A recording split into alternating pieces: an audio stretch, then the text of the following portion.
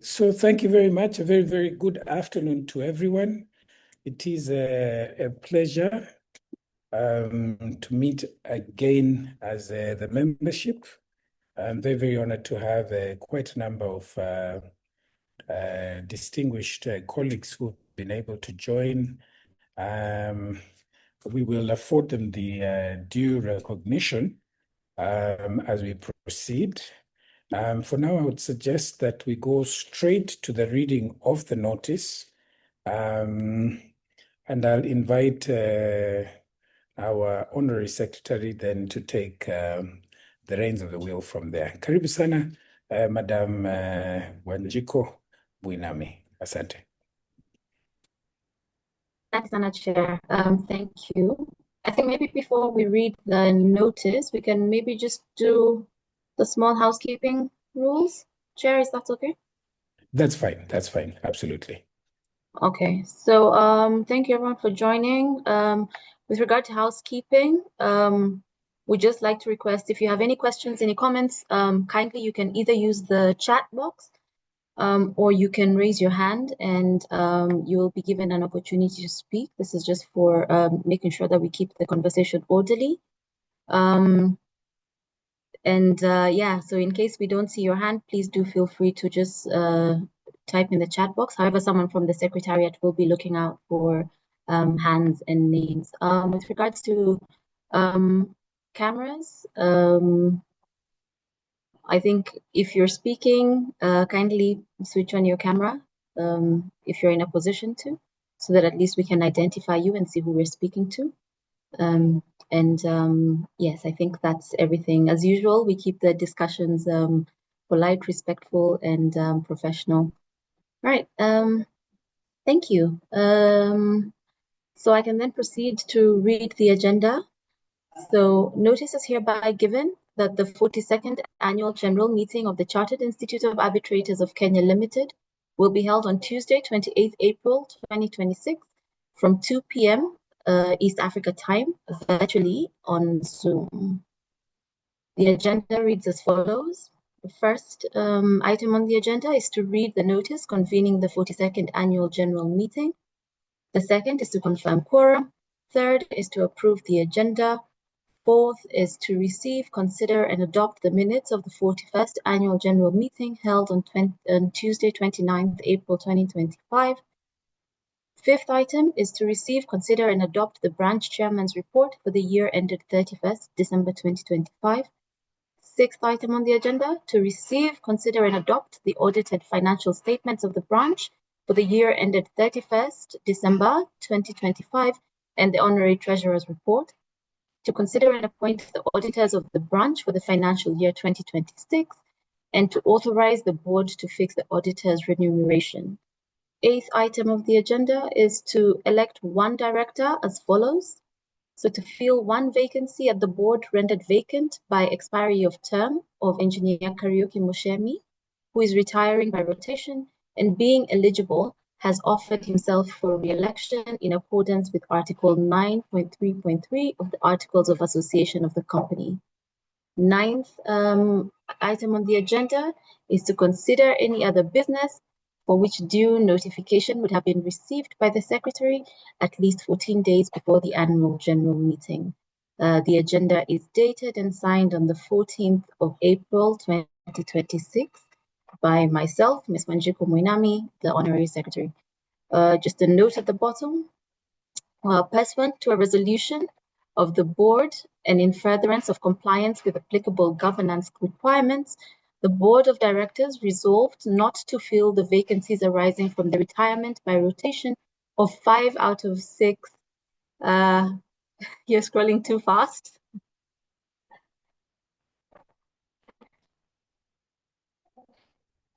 Yeah, there we go. The board has resolved not to fill the vacancies arising from the retirement by rotation of 5 out of 6 directors who have completed their final terms and are therefore ineligible for re-election. This decision has been made to ensure alignment with the recommended composition and number of directors as prescribed under Rule 11.1 of the branch model rules. Second note states that for the general membership. Members whose London annual subscription is currently in arrears shall be entitled to vote and participate in the 8th annual general meeting, provided such member validates his or her membership by paying such arrears and notifying the branch secretariat not later than April 21st. And finally, voting will be conducted online and update information will be sent out to members in due course.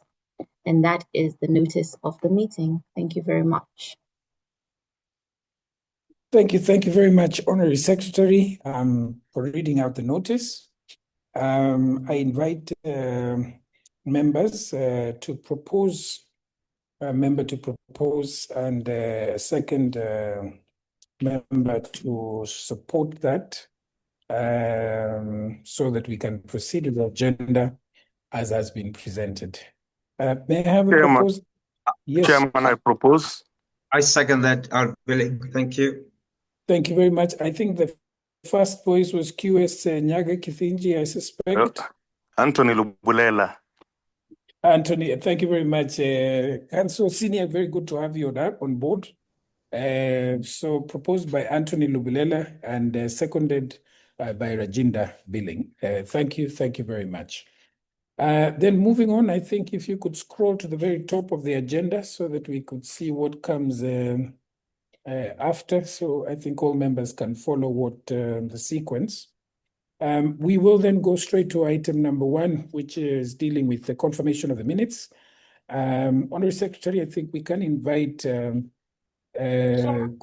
yes. I think we need to just formally confirm quorum. Yes, I'm trying to get onto that first page.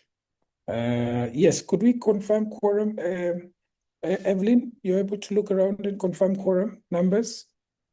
Yes, Chairman, we have quorum. So confirmation of quorum. Very well. I'm slightly handicapped, Honorary Secretary. As you can see, I do not have certain items on my desk. So I'm sort of having to shuttle between the front page and the other substantive discussions. So item number 1, number 2, number 3, all confirmed. We move straight to number 4, agenda item number 4, to receive, consider, and adopt the minutes of the 41st annual general meeting held on Tuesday, 29th April 2025. I think, Honorary Secretary, back to you again, and then, of course, supported and guided by the Secretariat, who can quickly take us through. Back to you, Madam Wanjiku. Thanks, Chair. So the minutes were sent out to the membership with the notice and as well as the other documents, the accounts. So I think we can just take them as read, but we'll just go through them page by page quickly and just see whether there's anything that needs to be amended before we can get a proposer and a seconder. So if you could just scroll, we'll go page by page. Okay, not that fast, but a little slower, please. So we're able to just confirm. Okay.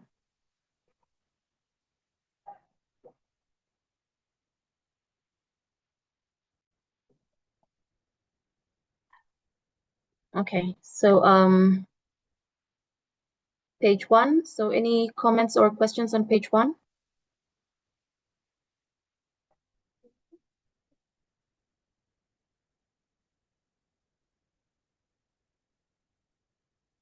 Okay, page 2.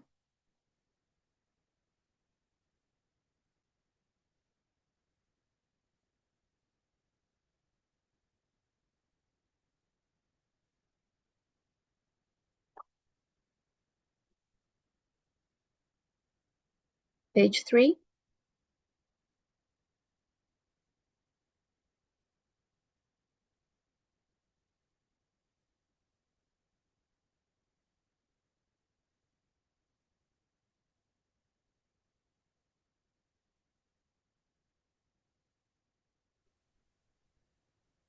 Okay, page 4.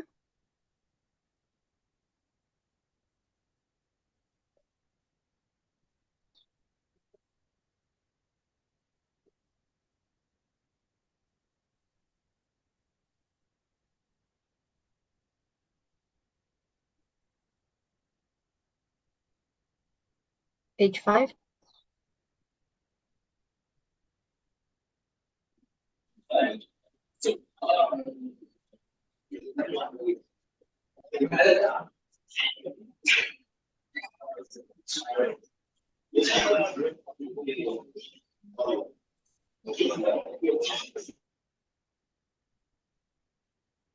Okay, page 6.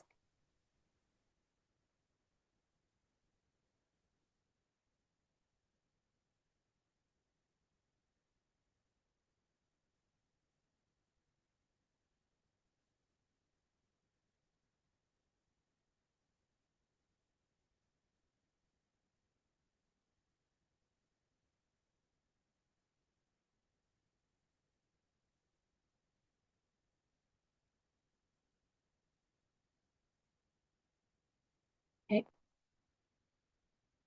Page 7, keep going.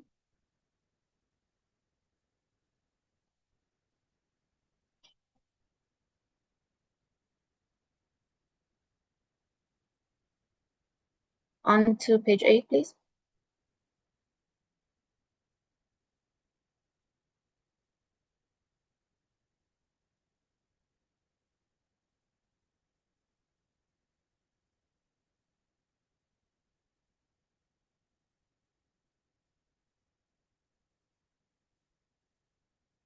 Okay. Any comments, points of correction or amendment to the minutes from any of the members?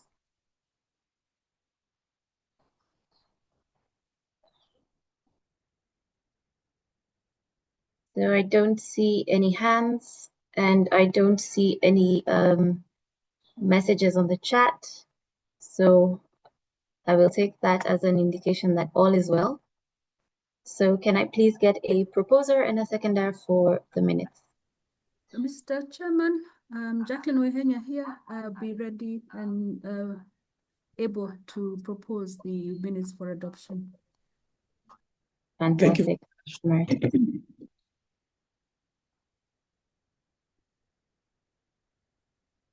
Can we get someone to second the minutes, please?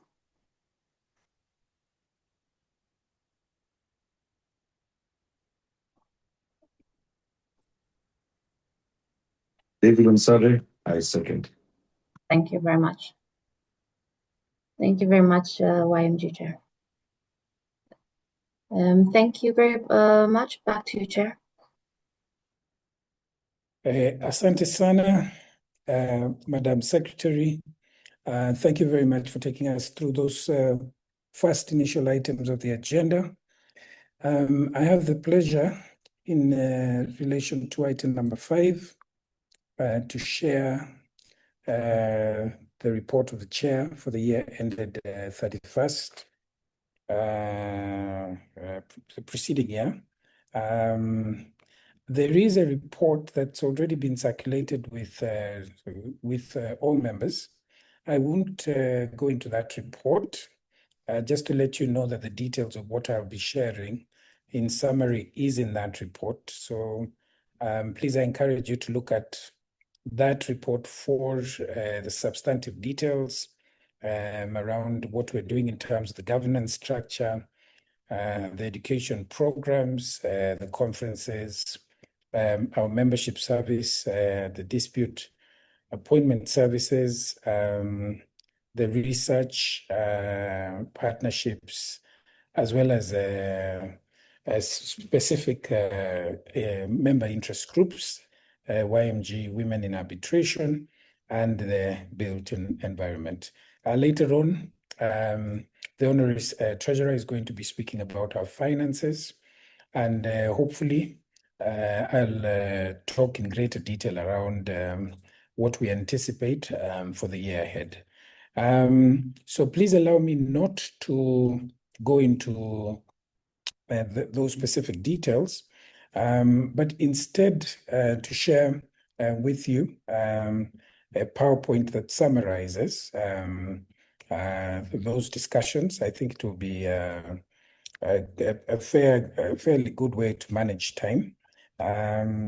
I hope you can see, Honorary Treasurer, my PowerPoint, just to check that that's clear and it's visible on screen. Okay, fantastic. Treasurer has given me a thumbs up on that. So, of course, we start off with a huge acknowledgement and gratitude to our patron, the Honorable Chief Justice Martha Kome. I think in various ways, our jurisdiction has taken an upward surge when it comes to ADR being relevant, not just a peripheral issue, to the point that the term alternative is seriously under consideration, given the mainstreaming of this specific world of ADR within our jurisdiction. I want to request us as members just to take a minute of silence in due regard to fallen heroes, very critical members of our branch that we lost in the year 2025. If we could just take a moment of silence, I think you all recall Mwalimu Chalo Mbobu and the unfortunate circumstances that we lost him, as well as a key stalwart in the world of human rights and alternative justice, Ms. Rosalyn Odede, and our very beloved colleague, Hannington Ruburu Juma. This was on the backdrop of having lost one of our previous chairs in December, the Honorable Wilfred Mutubwa. So if we could just take a moment of silence, and then we will proceed with the remaining part of the report.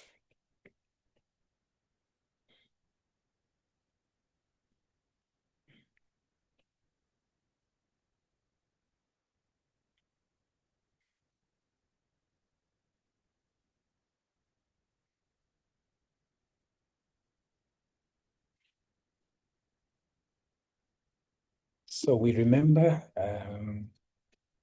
thank you very much. We remember these dear colleagues for the investment that they put in the world of ADR, and specifically in the Institute with various activities and shining the torch in the larger space of public engagements.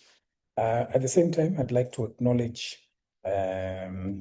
a very, very key leadership, at least until the very present moment, for the exemplary service, the kind of vision that they've brought to the board, and what they've done in terms of impact in the world of ADR and the public policy space. I think many of these faces will not come as a surprise.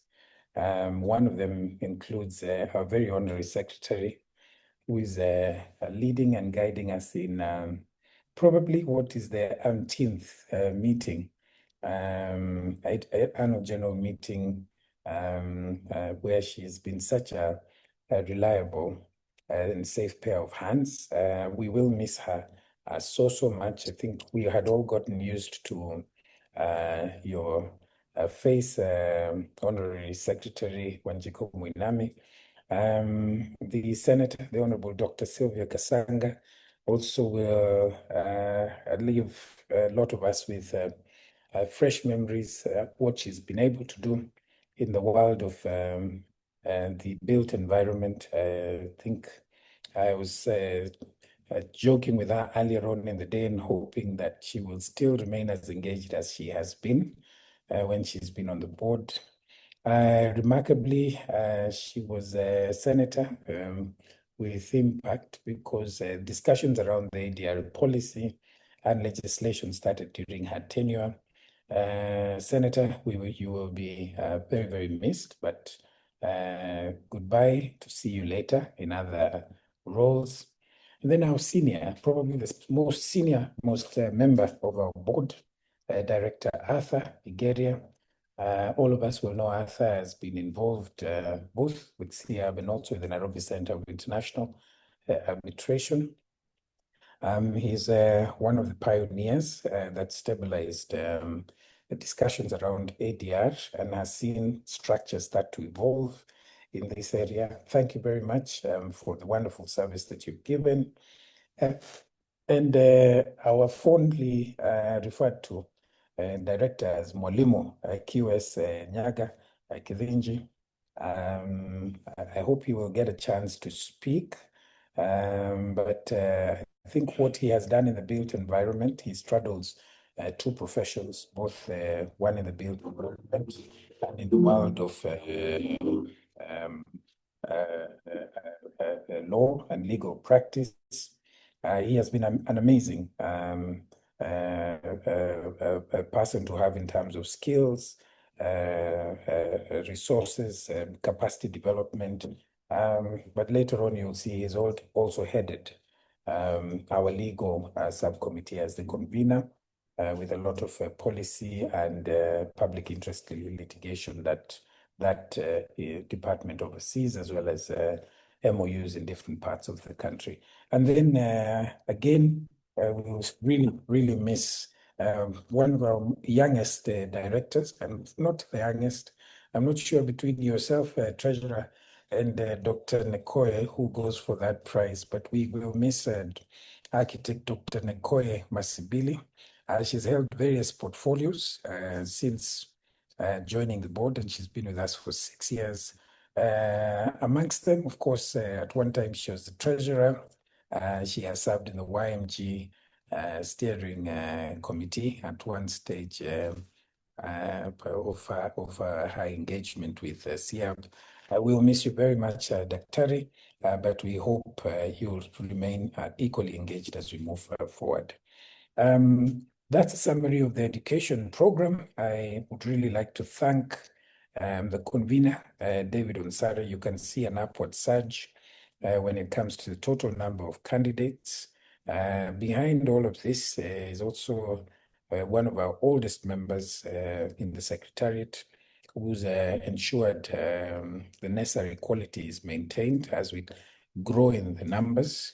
And that is Simon Ondiek FCAP. He probably is present while at the same time teaching one of our courses. And you can see a steady growth. But you can also see trends when it comes to the thirst, demand for courses that are more rooted in the local context, including the alternative justice system, especially courses in the insurance sector, the banking and finance sector, and the built environment sector. So the news that you should all be on the lookout when you read the report is the upcoming ADR Academy that will contextualize a lot of our non-pathways, which we've handled in the past.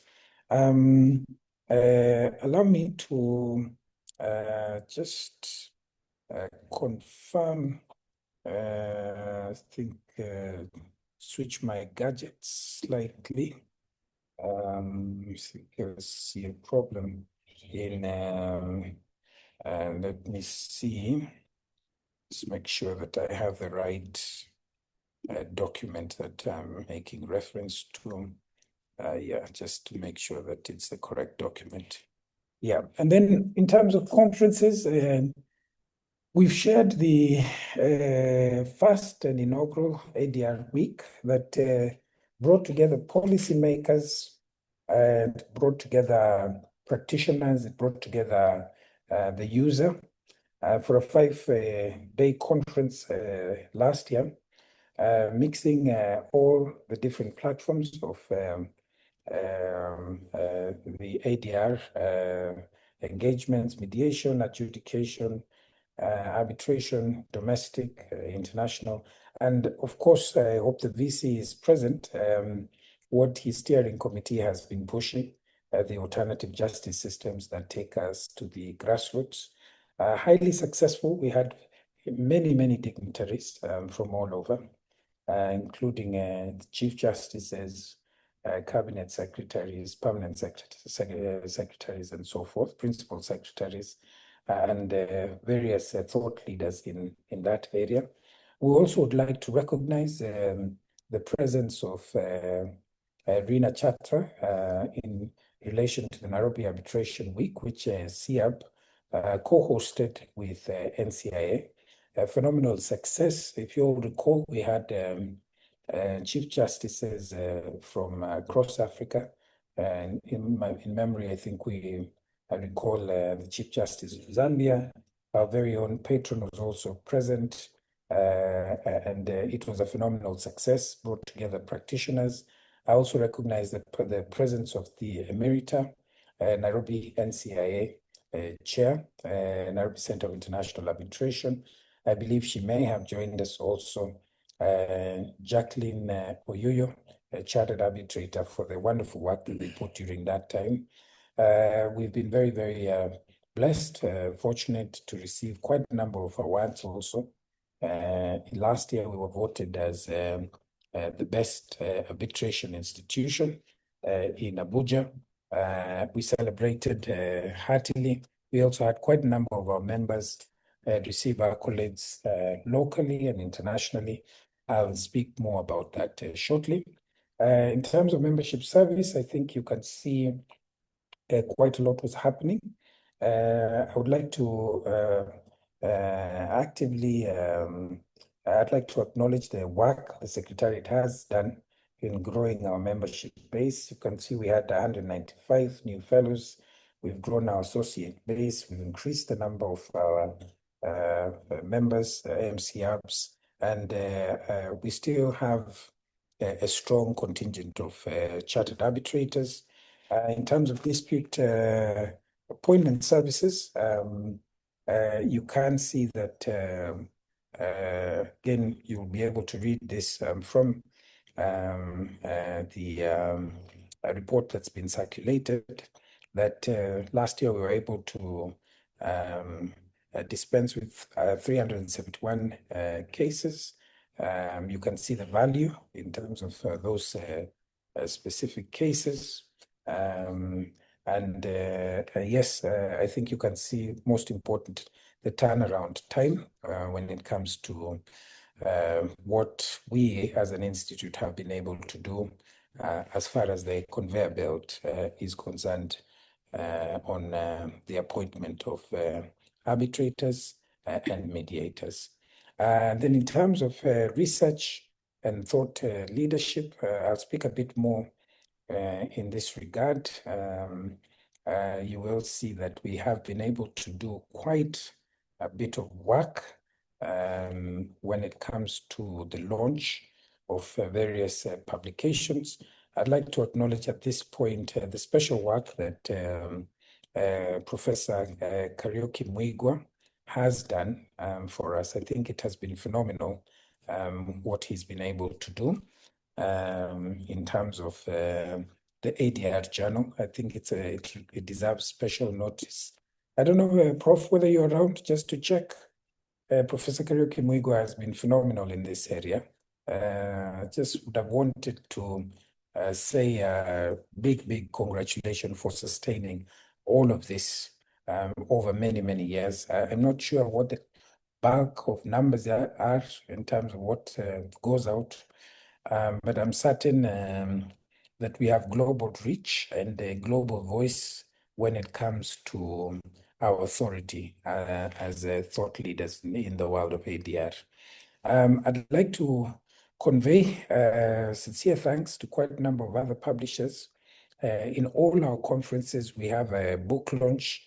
Again, allow me to recognize people that have done the hard work of writing and to make all of that possible, and to disseminate the kind of thoughts, philosophy, practice, trends in the world of ADR.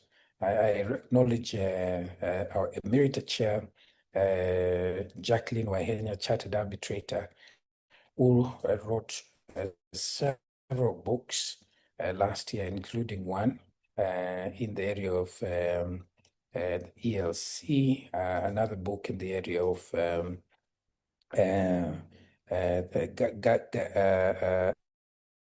ADR Made Simple. I think you can see a few of those books there that are present. I also acknowledge the Vice Chair for the wonderful work that he did in that specific publication. There are a few other books, of course, that have been written by Professor Kariuki Mwigwa and a few of our distinguished judges. I think the Emeritus Chair did the digest together on the case digest together with the Honorable Justice Angote on the environment and land cases, which was also widely received and celebrated last year. And our patron has been phenomenal when it comes to the work that she's been doing, not just in the area of policy, but also writing. We'll all remember that she wrote a multi-door exploration of dispute resolution in Kenya. It was a book that was specially gifted to our president, the president of the Institute, the global president, when he was here with us. In terms of partnerships and linkages, there's been a lot happening, both within the country, with the academic institutions and generally the academia, with the Kenya Judiciary Academy when it comes to research and training, and also beyond our jurisdiction with Hong Kong International Arbitration Center. I think a few of us have already attended partially the first part of the training on tribunal secretaries, the secretariat services provided to a tribunal, and with the Asia Pacific International Arbitration Center. I would like to thank very, very much those that participated. I hope Mr. Herman Omiti is present, and I hope the Vice President of AFA, the Africa Arbitration Association, Ms. Njeri Kariuki, Senior Counsel, Chartered Arbitrator, is present. That was the highlight of what happened in Singapore, where Ciarb jointly with AFA signed a memorandum of understanding. I think already we can see the fruits when it comes to inter-exchange programs between these two continents. So I'd like to thank all that participated. As you're aware, we are going to have a conference in October. That's a joint partnership between AFA and the Chartered Institute of Arbitrators Kenya branch. Spearheading all of that is the Vice Chair, as well as the education convener, David Onsare, both Davids actually, David Njoroge, David Onsare, as well as very, very key members that are present here today, Samantha Masengeli. We thank you for the work that is being done, and we hope very soon you will be seeing notices around the speakers and what we anticipate during the month of October. The young members group, courtesy of a very strong and vibrant steering committee with David Onsare and Samantha Masengeli at the helm of leadership, has been doing a lot of work. Underneath the water, they are driving this larger ship of the Institute in various ways.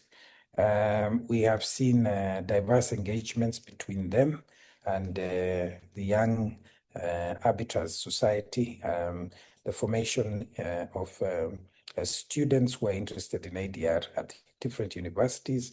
There have been a few conferences. We've also seen that group pioneer a very unique publication known as the ADR Compass magazine. We anticipate shortly for one of the other production of the ADR Compass to come through.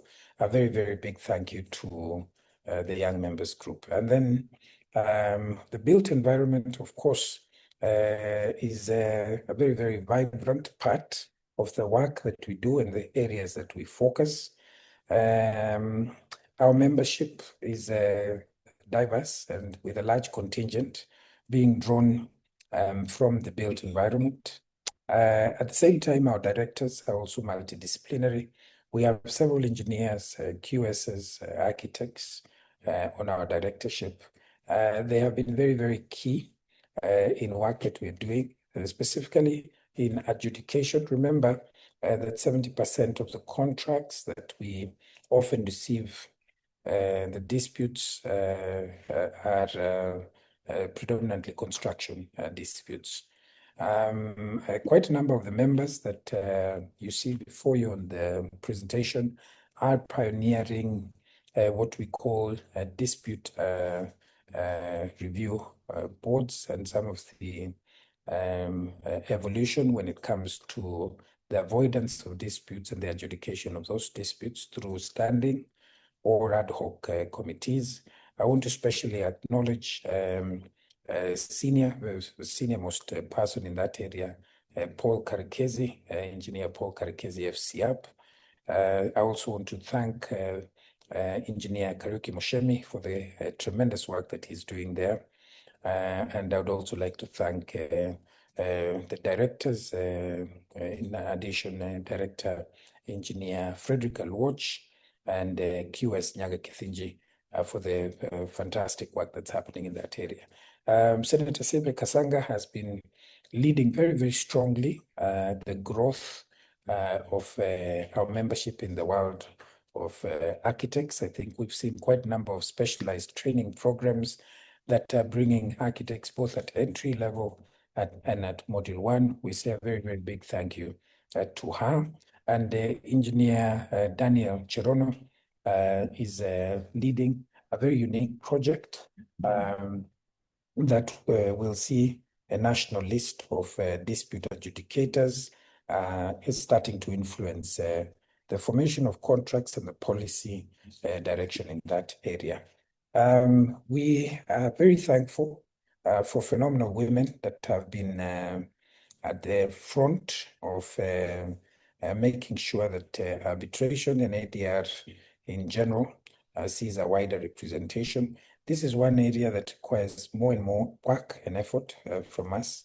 I think the data you will see will still demonstrate that women are by far the minority. But the story doesn't end there. I think there's been a wonderful work that's being done by leading voices in this specific area. The MIRTA chair, Jacqueline Waihenya, and quite a number of other members of the YMG steering committee, Samantha Masengelia, Koth, Alwatch, and so forth, have made sure that this enters into the agenda of the board as a fixture to redress some of those deficits with a women in arbitration focus. I would also want to thank very, very much the chair of Women in ADR, who's been doing fantastic work in different fronts. I think you have, last year we had one of the most unique moot court competitions spearheaded by Women in ADR at USIU. I brought together from a very, very large base, the entire continent, teams of university students to moot in specific areas in arbitration. I also want to thank very much the patron of Women in ADR, Justice Alwatch, for always keeping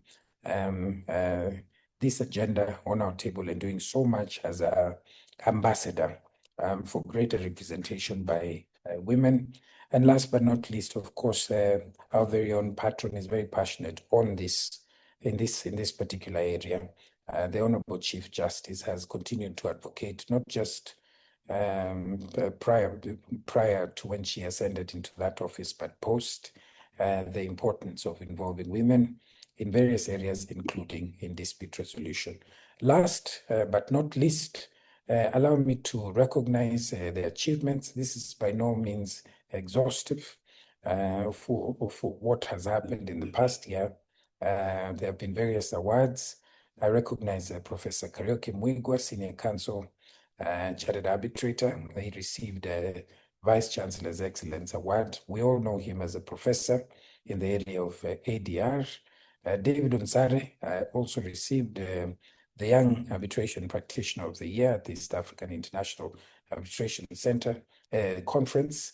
As I said, it's not exhaustive. I know that David Unsare did receive another award during the AFA conference where he was the Researcher of the Year.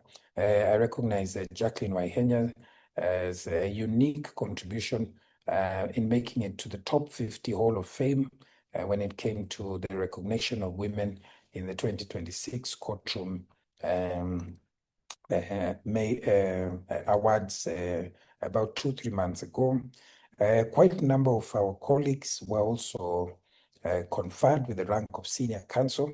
A few of them are before the screen. I may have left out one or two.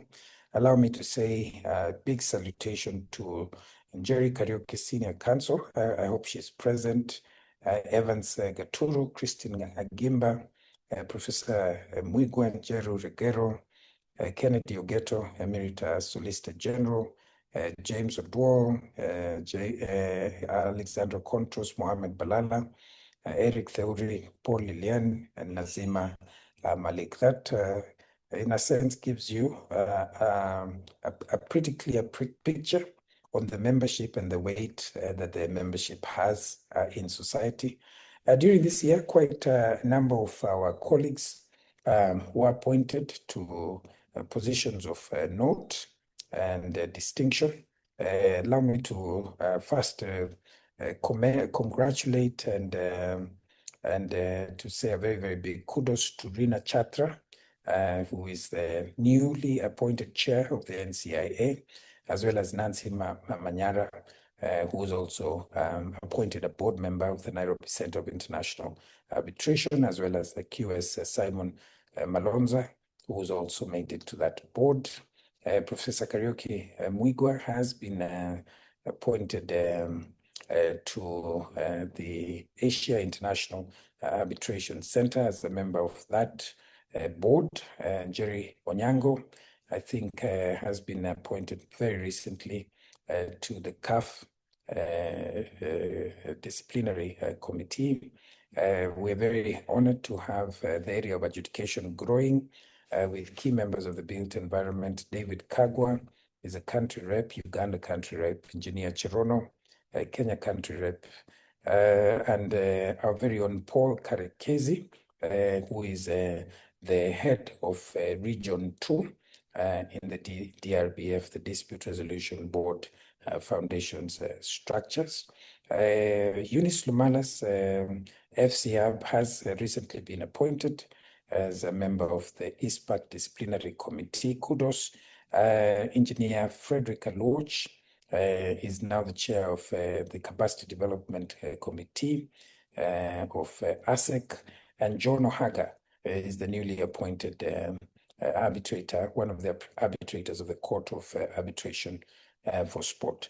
Allow me to also recognize two very, very key developments when it comes to leadership. First, of course, is one of the members of our board was elected to be the president of the Law Society of Kenya. CPA, FCAB, and Senior Counsel Charles Kanjama receive again and again a huge congratulation from us as members. Equally, we do have a vice president-elect from the Institute of Engineers of Kenya, and that is Engineer Howard Manyi of our board of directors, and he's also at the same time the assistant honorary secretary. I am very, very delighted to sit in a board with very senior leadership from different professional bodies. I should mention that the Emerita chair has also in the past year served as the chair of the Institute of Certified Secretaries. I think we are aware that at the moment one of our senior members from the Supreme Court is now the Judicial Service Commission representative for that body, the Honorable Lady Justice Njoki Ndung'u. And I had mentioned earlier, Engineer Paul Karekezi, FCAB, is now the president-elect of the DRBF Foundation, but currently the leader of Region Number 2. There are quite a number of members that have been appointed as in a very select group of a few mediators for the Court of Appeal. I recognize Mwalimu Asif Yusuf Karim. Thank you very much for your many years of service in this specific area. Gladys Wemaitha, who has not just been a tutor, but an author and a practitioner, and Rosemin Banji. So members, I want to say thank you. I think as we see all those accolades and as we look ahead, it is clear that the Kenya branch is on the upward trajectory. I anticipate, and we're involved in work along these lines with the president of the Law Society, Charles Kajama, that I anticipate that we will need 5,000 and more active members.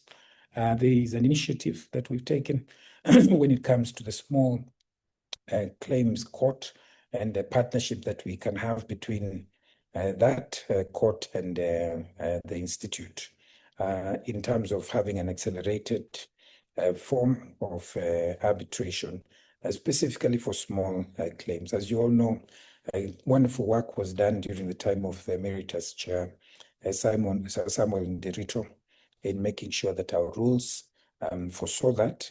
We're actively trying to see how we can generate quite large numbers to deal with expanded briefs that will be coming from that court and the kind of changes that we'll make in terms of policy.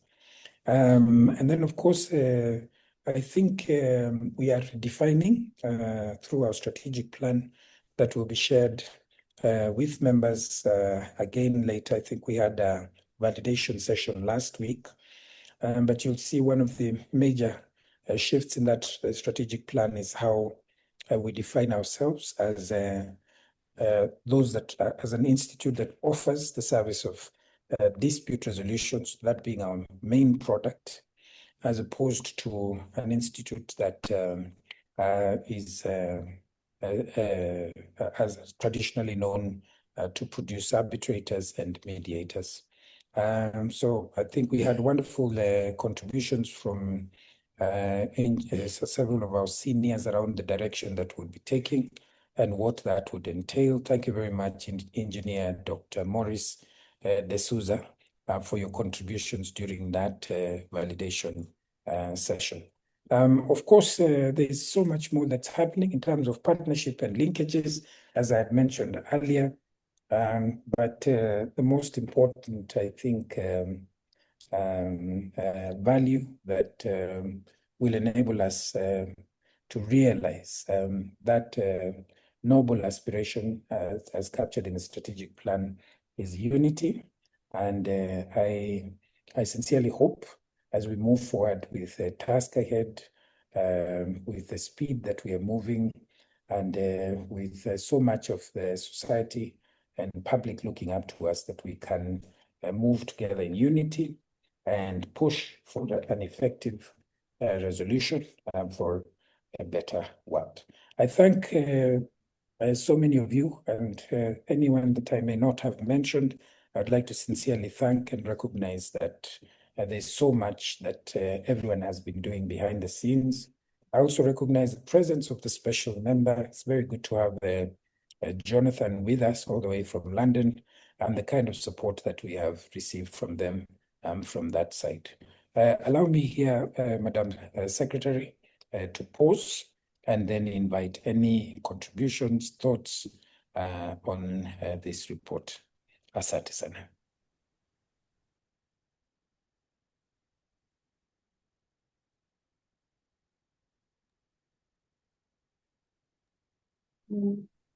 I suspect, yes, we can hear you now. So any questions or comments from the membership?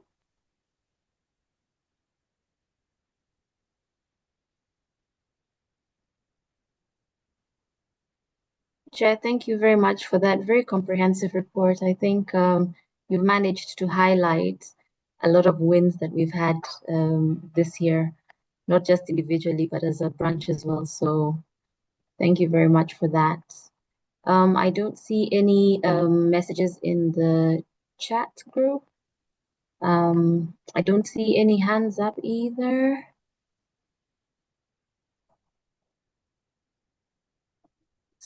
So, Chair, I think we can assume that there are no questions or comments on your report, and we can proceed to take a proposer and a seconder for that. So if we can get somebody to propose and somebody to second the chairman's report, please. Chair, I propose.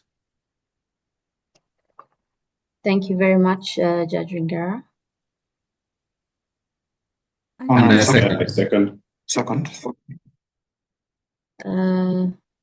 Sorry, I didn't catch the person who seconded. I think there were two people at the same time. On a second, I I second. can stand down. I can stand down, Madam Secretary. Although I was trying to unmute when you called for a comment, I just wanted to also comment on the chairman's report by congratulating him for his good leadership and the achievements of the branch in the past year. Thank you.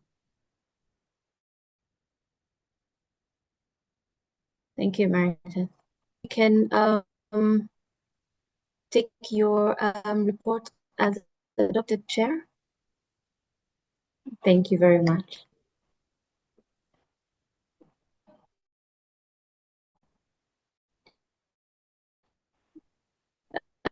So next item on the agenda, consider and adopt the audited financial statements of the branch of the year ended December 31st, 2025.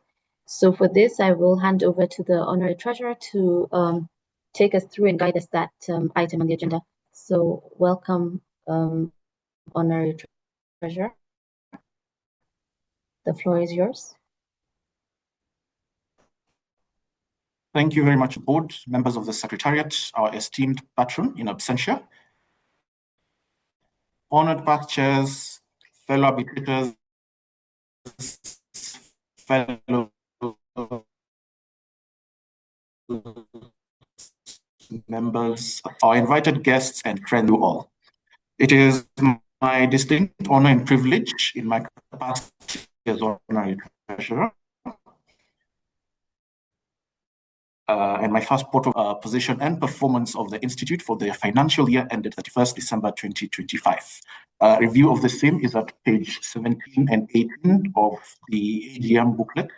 And following this overview that I'll give, I will invite the auditor to present the audited financial statement for the said year. I do so on behalf of the board, keeping in mind our fiduciary duty to you, the membership.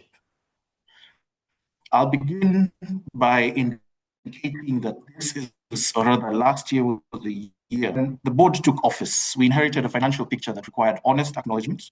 In 2024, or rather the financial year of 2024, we had closed with a net deficit of Kenya shilling 6.8 million. That position, while difficult, gave us a clear mandate to build revenue and to reposition the branch to sustainable growth. I am therefore exceedingly pleased to report at this AGM that the Institute closed the financial year ended 31st December 2025 with a net surplus of after tax of 5.186, that is 5,180,661 shillings. This is representative of our positive swing of over 12 million shillings within a single financial year. It is a clear, measurable, and audited turnaround. This result is not the work of one individual.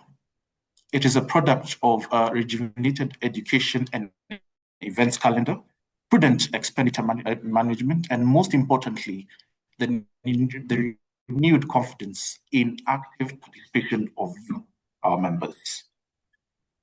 Regarding our revenue performance, our total revenue for the year grew to Kenya shilling 58,596,171 shillings, compared to Kenya shillings 47 million, or rather 42,740,452 in 2024. This represents a growth of approximately 37% and is the highest revenue figure recorded by this branch in recent memory. Two streams drove this performance. streams drove this performance. Cost income rose by approximately 61%, shillings 28,965,937 shillings, reflecting a record enrollment of 442 candidates across our pathway and accelerated routes, including significant growth in our introduction to arbitration module 1, accelerated route membership, and short courses. Income grew by approximately 67% to Kenya shillings 18,451,255. This is anchored by highly successful inaugural Ciarb ADR week that our chair has mentioned, the co-hosted Nairobi Arbitration Week, which has also been mentioned, the third annual Mediation Summit, and the Dr. Mutubo Legacy Series, and our targeted ADR sensitization symposiums. With respect to our other income, comprising of arbitration and ADR scheme administration fees, members' fees, and operational receipts, contributed an additional shillings 11,178,979. Of these streams reflect the value of our members and the public to continue to go this. So, or rather, we employed a significant amount of prudent cost management to get to where we are. Members will appreciate that the growing revenue is only half a story. The discipline lies, despite substantially higher level of our program activity during the year, our total expenditure rose only modestly by approximately 7% to Kenya shillings 53,227,165, up from 49.6 million in the year 2024. This restraint has, or rather was achieved through very deliberate measures, including tighter procurement controls, rationalized costs, and the consolidation of our administrative overheads. The result is that more of every shilling earned now flows back into the building. The institutional has also significantly improved. Beyond the income statement, I'm pleased to report that the balance sheet of our branch has materially strengthened. Total assets stood at 79.4 million as at 31st December 2025. This is anchored by our Flamingo Towers premises, which remains our most valuable strategic asset and symbol of the foresight of those who came before us. Our net assets represented by the General Fund grew by approximately 8% to Kenya shillings 71,248,040, up from 66,061,379 in 2024. Equally encouraging, our cash and bank balances nearly doubled to Kenya shillings 4,999,378, a clear sign of improved liquidity and operational resilience. Our trading payables, which had stood at 13,175,068, were reduced to 8,191,442, reflecting timely settlement obligations, including a significant clearance of our UK subscription and examination fees. I believe at this point it is also important to highlight contingent liability that over the course of last year. In the spirit of full disclosure, I must address the contingent liability that's on our books with respect to Kenya shillings 16,770,165. This arises from a value-added tax assessment by the Kenya Revenue Authority for the years 2022 and 2023. The position of this board, supported by considered legal advice, is that the income streams in question, given the public interest nature of the work of the Institute, ought not to properly attract VAT. The matter as it stands remains in active dispute, and I wish to record the board's deep gratitude to our very own member, Mr. Charles Kajama, Senior Counsel, FCIAB, who has graciously taken up this matter on a pro bono basis.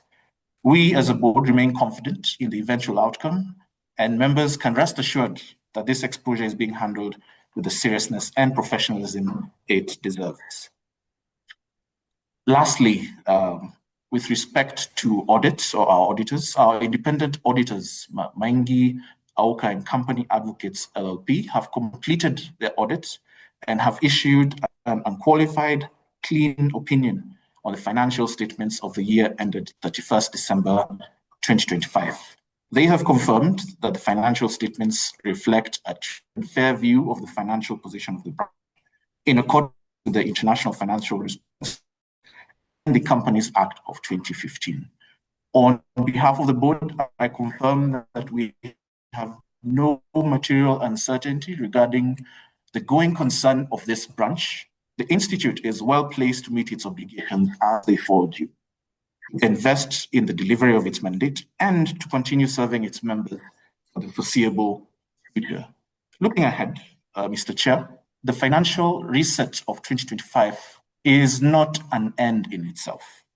It is a launching pad for bold ambitions captured in our 2026 to 2030 strategic plan, anchored on the new tagline, Effective Resolution for a Better World. In the coming financial year, the Treasurer's Office will work hand in hand with the board, the Secretariat, our membership, to support, among other priorities, the operationalization of the Ciarb Kenya ADR Academy, the deployment of an integrated enterprise resource planning system and a fully digital member portal, the introduction of escrow managed deposits mechanism with respect to our dispute appointment services, and the diversification of revenue through commercialization of our infrastructure and the launch of our consulting services. Our membership has now grown to 1,463 active members. Our strategic horizon points to a critical mass of 5,000 active dispute resolution professionals by the end of this decade. The financial platform we have rebuilt for this year will be central in delivering that ambition. Allow me in closing to record my sincere appreciation to our patron, Her Excellency Honorable Lady Justice Martha Koome, Chief Justice of the Republic of Kenya, for her continued patronage and leadership in advancing ADR in Kenya and beyond. To our chairperson, Professor Wine Kenneth Mutuma, and to my colleagues on the board for their unwavering support and stewardship. To the Secretariat, ably led by Acting Chief Executive Officer, Ms. Evelyn Kimani, and her dedicated team, who turn the figures in these accounts into the lived experience for our members. Our auditors, for their professionalism, and above all, to you, the members, your trust, your subscriptions, your participation in our courses and events, and your day-to-day practice of ADR were true foundations of this institution. Mr. Chairperson, in accordance with the agenda and having presented the Honorary Treasurer's report, I now respectfully invite to this meeting our independent auditor, with the firm of Maingi, Auka and Company Advocates LLP, to take the meeting through the audit report. And afterwards, we will then have a chance to receive, consider, and adopt the audited financial statements of the branch for the year ended 31st December 2025, and take any available questions. Thank you, and may God bless this institution. Back to you, Honorary Secretary. Rather, the auditors, are you on board? You may proceed. Thank you, Honorary Treasurer, Chair of the Institute, directors, members of the Institute, our protocols observed. Good afternoon. I am the auditor from Maingi, Auka and Company LLP. My name is Dr. Jackson Maingi. I wish to request that the pages that contain the opinion be projected, please, and then I'll read the opinion. Is the next one. Just scroll down. Yes, this is the report of the independent auditor. Excuse me. This is the report of the independent auditors, the members of Chartered Institute of Arbitrators, Kenya Limited, in terms of the report on the financial statements, our opinion. We have audited the accompanying financial statements of Chartered Institute of Arbitrators, Kenya Limited, set out on pages 8 to 23, which comprise the statement of profit or loss, another comprehensive income, for the year ended 31 December 2025, the statement of financial position as at 31st December 2025, statement of changes in equity and statement of cash flows for the year then ended, and a summary of significant accounting policies and other explanatory notes. In our opinion, the accompanying financial statements give a true and fair view of the financial position of the Chartered Institute of Arbitrators, Kenya Limited, as at 31 December 2025, and of the statement of profit or loss and other comprehensive income and its cash flows for the year then ended in accordance with the international financial reporting standards. After that, we gave the basis of our opinion. We conducted our audit in accordance with international standards of auditing, and we are supposed to adhere to some ethical standards. On other information, we are responsible for just ensuring that we read that information and confirm it does not contradict the financial statements, but we have nothing to report in that respect. Just keep scrolling down, just scroll down. On key audit matters, these are the matters that in our professional judgment will be of most significance in our audit of the financial statements of the current period. We addressed any significant matter in the course of our work and informing our opinion thereon, and we do not provide a separate opinion on them because we resolved everything. As for the responsibilities of directors for the financial statements, I must state that the board of directors is responsible for the preparation of financial statements that give a true and fair view in accordance with international financial reporting standards and the requirements of the Companies Act 2015. And just state, like the treasurer has stated, that the directors have done a commendable job. That is why the results have changed so favorably during the year. As for auditors' responsibilities for the audit of the financial statements, our objectives are to obtain reasonable assurance about whether the financial statements as a whole are free from material misstatement, whether due to fraud or error, and to issue an auditor's report that includes our opinion. In attempting to do that, and as part of an audit in accordance with ISS, we exercise professional judgment and maintain professional skepticism throughout the audit.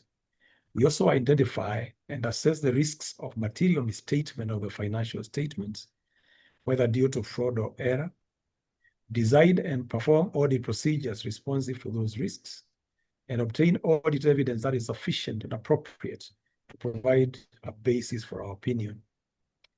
We also obtain an understanding of internal control relevant to the audit in order to design audit procedures that are appropriate in the circumstances, but not for the sole purpose of expressing an opinion on the effectiveness of the company's internal control, although we do make sure that internal controls are good.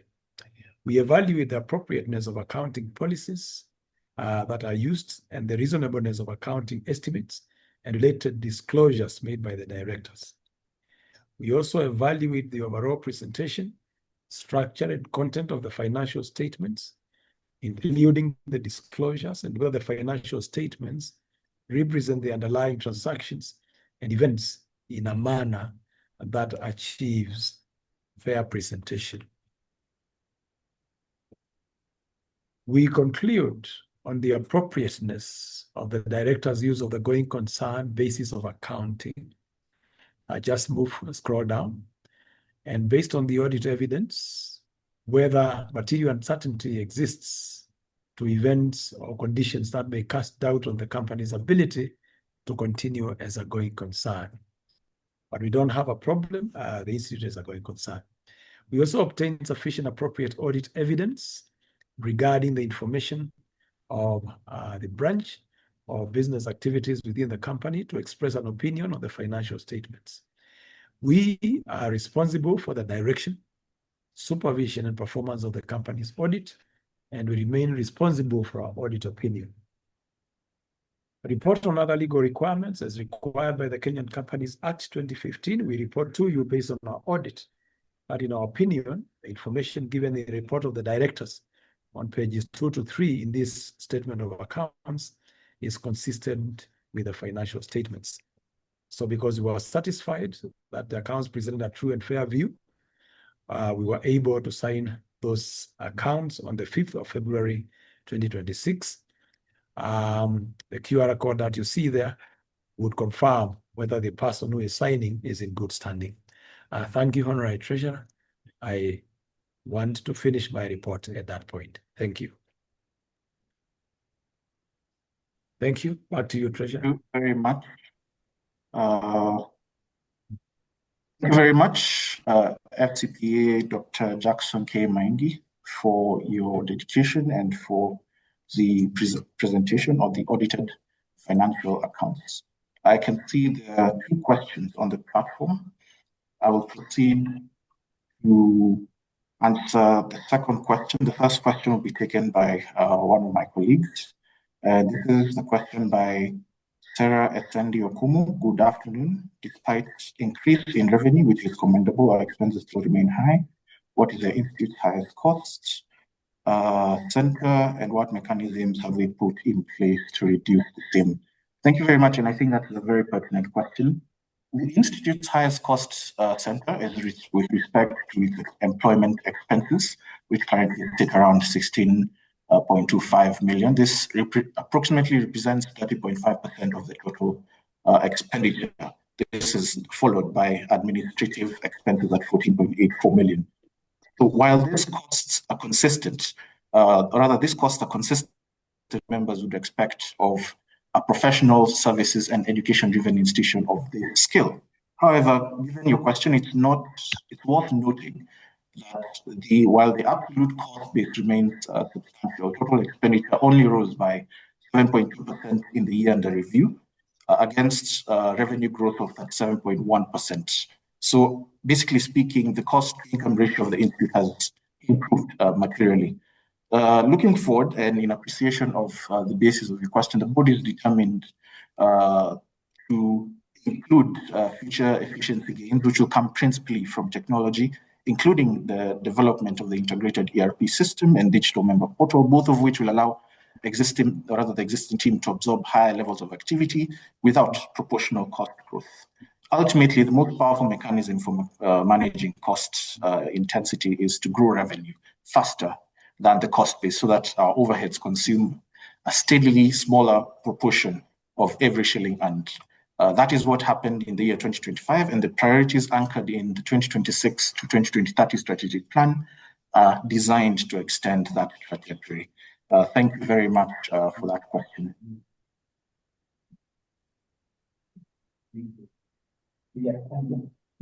On the second question, I have put a quick note to our acting CEO to just respond on that.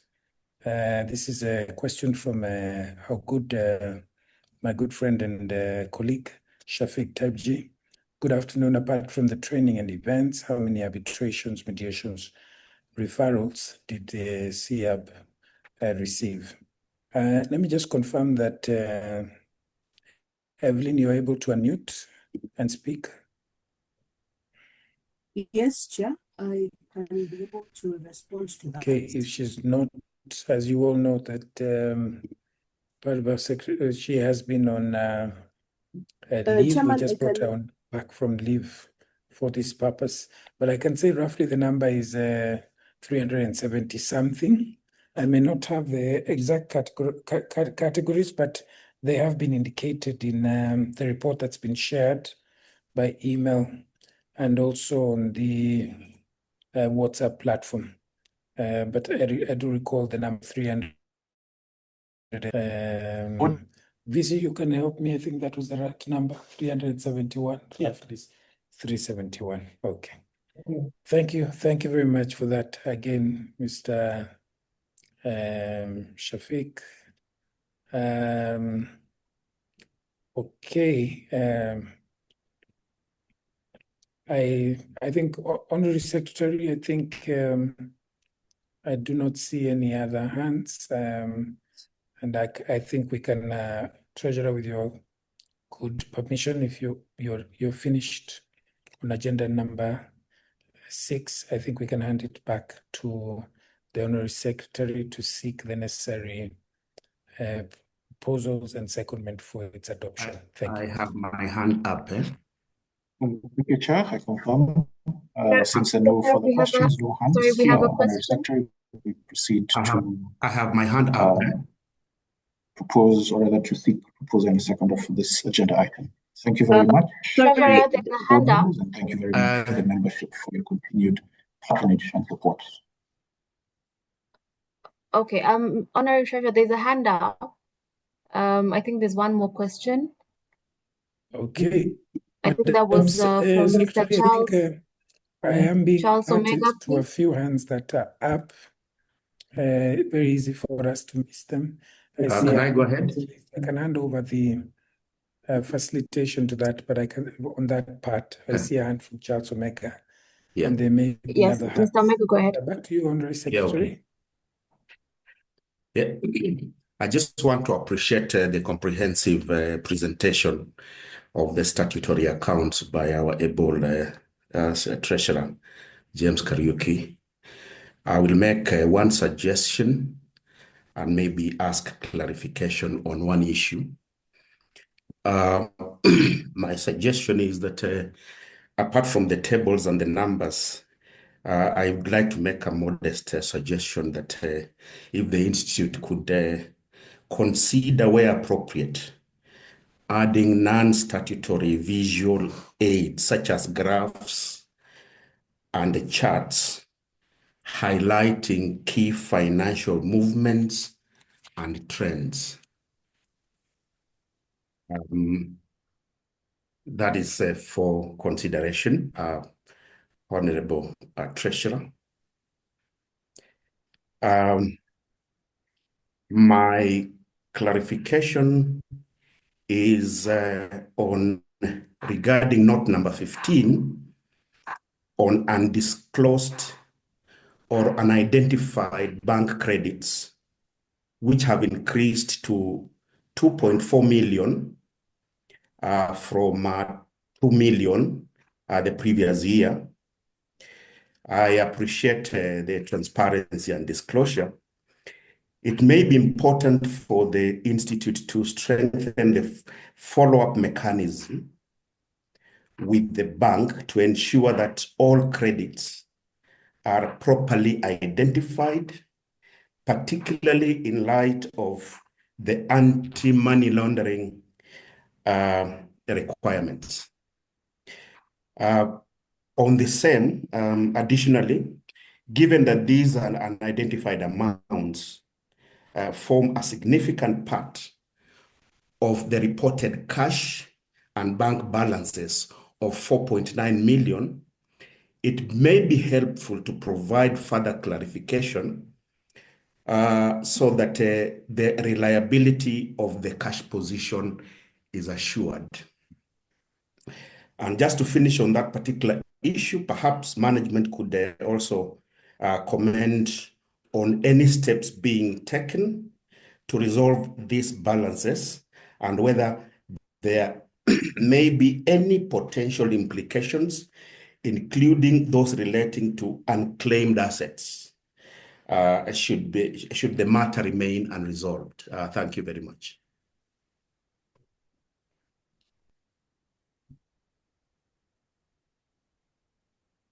I'm done.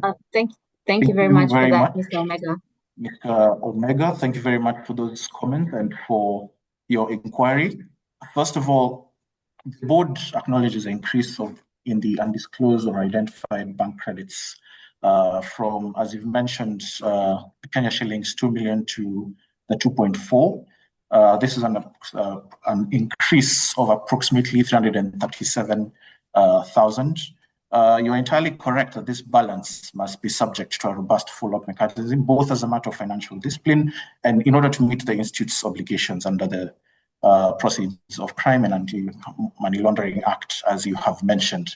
So the guidance issued by the Financial Reporting Center as well is also critical in aligning ourselves with this and the related know your customer requirements that usually apply to all institutions receiving funds in the ordinary course of business. So your comments in that regard are very appreciated. and we thank you for that. And with respect to your query, by way of clarification, these balances arise principally from receipts into the bank's branch account where the depositor or purpose has not, say, been positively identified at the point of receipt. Typical clauses include, say, incomplete or absent payment references, etc., and remittances from corporate clients of the dispute appointment services where the underlying matter has, say, not been cited. These amounts are correctly held as payable rather than recognized as income in line with our accounting practice until the matter is matched and the source is verified. So these are items that, again, as you've mentioned, we will claw back to identify because it's not in dispute that the amount is there. We just need to align it. And the board accepts, however, that holding such balances on the statement, in as much as it's good disclosure and good financial prudence, it may not be a sustainable position, and a strengthened follow-up procedure is going to be put in place. Actually, it's currently being put in place in part of our financial overhaul, and the Secretariat is directed to undertake more or less a structured reconciliation exercise of the entire unidentified credit balance, which with the objective of clearing aged items by a defined date and reporting outcomes. I believe this is something that we will also report in terms of the progress, and we'll deliberate as part of the board and also inform the membership with respect to the updated position. Thank you very much.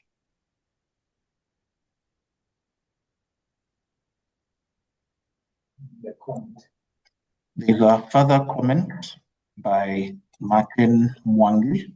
I'll just read it out for the benefit of the membership. The Honorary Treasurer has made a very good presentation acknowledging the Secretariat's input in achieving those numbers. Do we have a comprehensive HR policy to reward Secretariat staff with bonuses where numbers exceed expectations? Noting that the Honorable Treasurer has mentioned that these are unprecedented numbers. As a matter of fact, yes, we did issue bonuses to our Secretariat last year.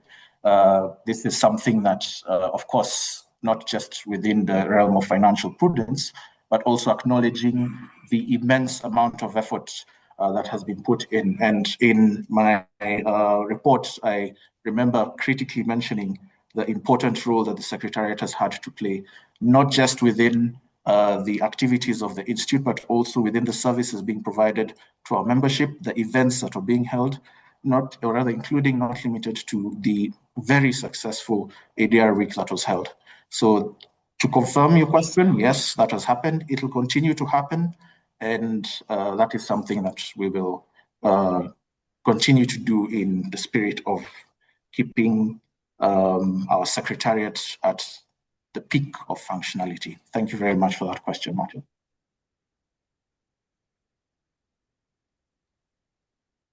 Okay. Thank you very much, Honorary Treasurer. I think you've managed to address all the issues. I see no hands and no further comments or questions on the chat. So I think at this point we can take a proposer and seconder for the financial report. Someone to propose, please.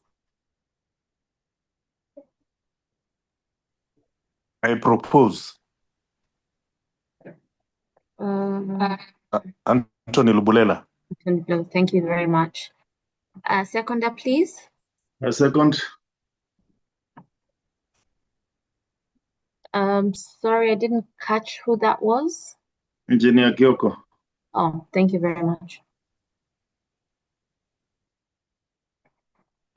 Okay. So the next item on our agenda, still under the Honorary Treasurer, will be to consider and appoint the auditors of the branch for the financial year 2026 and to authorize the board to fix the auditor's remuneration. So, Honorary Treasurer, over to you again. Perhaps we can be allowed to leave. This is the auditor. Yes, please, kindly.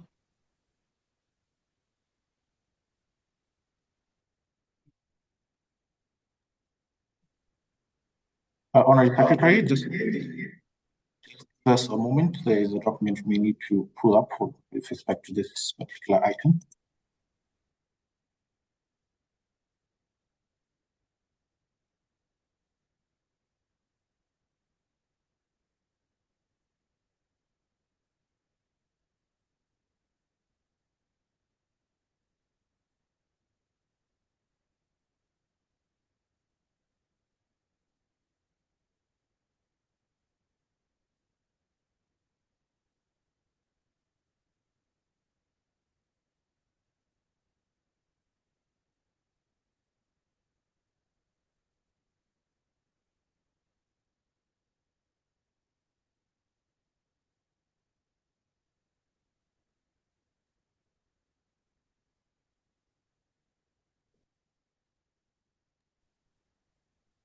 Thank you very much, Honorary Secretary, and thank you, members, for your patience. With respect to this particular agenda, it's going to be twofold, but first, we may need to bring to the attention of our membership that with respect to our auditors, as per our policy within our financial policy within the Chartered Institute of Arbitrators, our auditors have ideally already expanded, or rather have expended their time with respect to their obligations, which are supposed to last 3 years. So ideally, they will be reporting our financial position with respect to this year as their last financial year. And as of next year, we'll be considering basically bringing in new auditors to take over from our previous auditors. So this is to bring it to the attention of the membership that as of the auditors who are on board. First of all, we thank the firm of. First of all, we thank the firm of, or rather the audit firm under Dr. Maingi for the continued dedicated service to the institute, and ideally at this stage, as the board, we will be proceeding to appoint new auditors who will now take over the financial year of 2027. So as it stands, our auditors will remain as under the same patronage of the current auditors. And I think CEO, Honorary Secretary, if there's something I've missed with respect to that, you may well chip in, but I think that would sum up the agenda point on this item.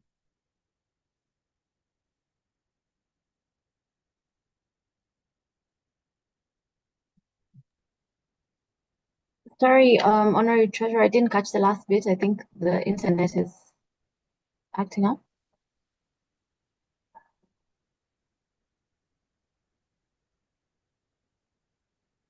Honorary Treasurer, can you hear me? We can hear you now. Oh, okay. I'm saying I didn't catch the last part. I'm saying that basically concludes the item under this agenda, ideally notifying our membership that this is the last stint of our auditors in this financial year, and we'll be proceeding within the financial year of 2027 to bring aboard new auditors. Our auditors will still be with us within this financial year, and with respect to the reporting for our next audit period, or our next AGM next year, within that will be with respect to the audit period of the year 2026, and just to bring that to the members' attention. And I also mentioned that if there is something I've missed with respect to this regard from that the CEO may chip in with respect to something that I may not have covered, and handed it back to you, Honorary Secretary, as this agenda item has been expanded. Thank you. Thank you very much. I think you've covered it. I don't think there's anything you've left out. So I think we can just have a proposer and a seconder for the recommendation to have the auditors conclude this year and then appoint new auditors for the next year. So if we can have a proposer and a seconder for that, please.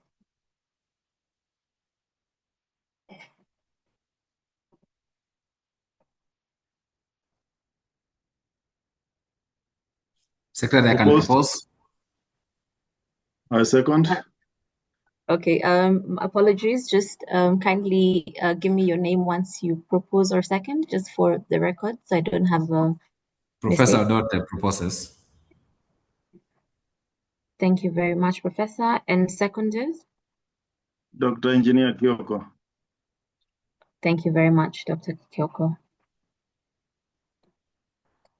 Okay, so we can move to the next item on the agenda, which is to elect one director as follows to fill one vacancy at the board rendered vacant by the expiry of term by Engineer Kariuki Mushemi, who is retiring by rotation and being eligible has offered himself for re-election in accordance with Article 933 of the Articles of Association of the company. For this, I'll hand it over to the head of the election panel, that is Director Engineer Howard. Are you with us? Yes, Honorable Secretary, I'm in the meeting. Allow me to greet the AGM, chair the board of directors present, all other leaders and members. We do have a brief report for the elections. As you understand, the elections took place yesterday after one position fell vacant. In actual sense, looking at the notice that was issued by the Honorary Secretary, there were 5 vacancies, but by a board resolution, it is 1 vacancy that was opened up for election.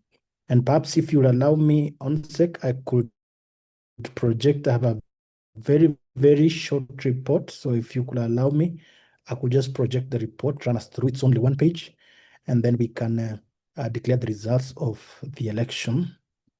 Thank you. I'm trying to get to share my screen.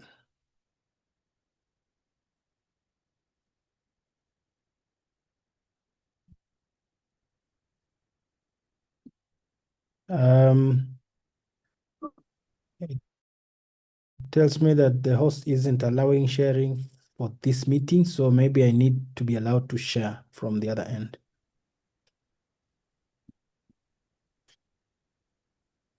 Or alternatively, you could help me share the report. I had sent it on mail. You could help me just upload the report so that we run through. It's a very brief one.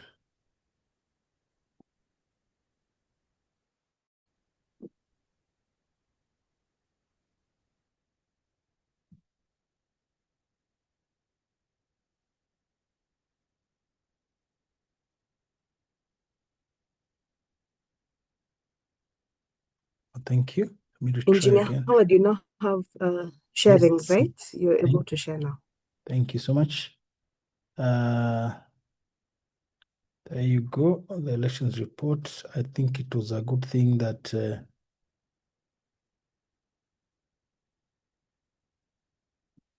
okay.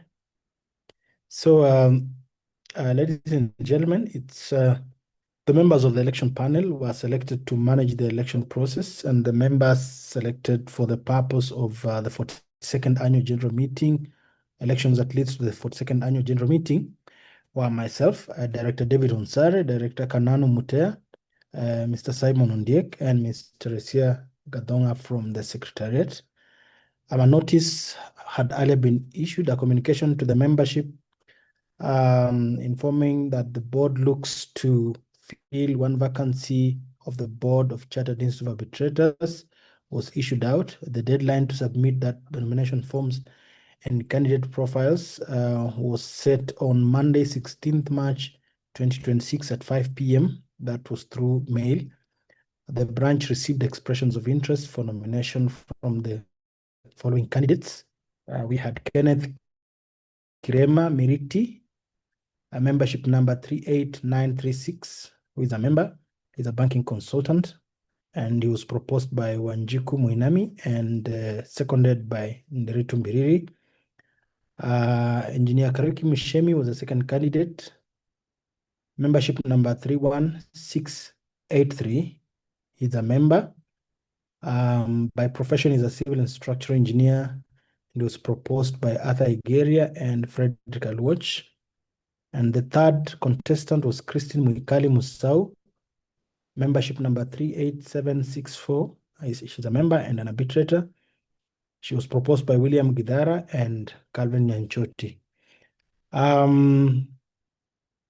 The candidates were notified to confirm any notice of withdrawal No notice of change or withdrawal was received from any of the candidates. The profiles of the candidates was prepared and circulated to membership on 7th of April 2026 with the second notice for the AGM.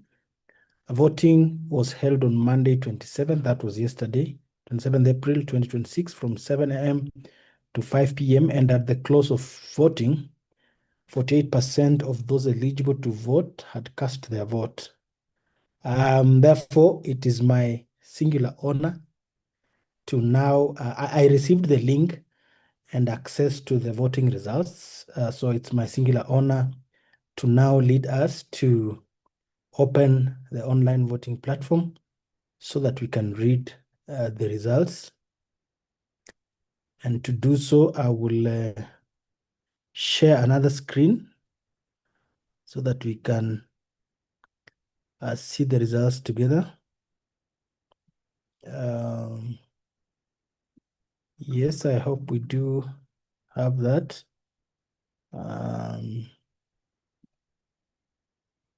That's the results link. Sorry.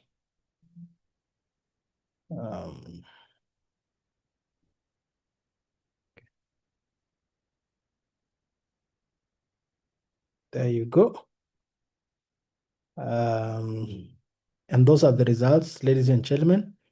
Christine Mwikali Musau, she managed to garner 43%, and that's 99 votes out of the total votes cast. Engineer Karuki Mushemi garnered 39%, and that's 90 votes of all the votes cast. And Kenneth Krema Miriti garnered 18%. That's 41 votes of all the votes cast. And with that, I wish to declare Christine Mwikali Musau as the winner of the election with 43% and 99 votes. So please join me to congratulate Christine Mwikali Musau on her election to the board of directors. And I will proceed therefore to publish the results accordingly and hand back the meeting to the Honorary Secretary. Thank you so much.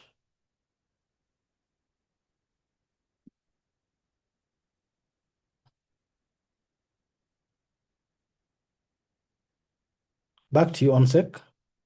Thank you very much.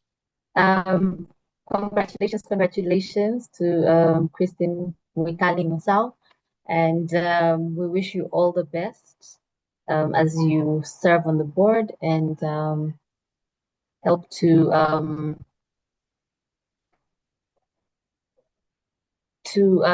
fulfill the agenda and the mandate of Ciarb Kenya.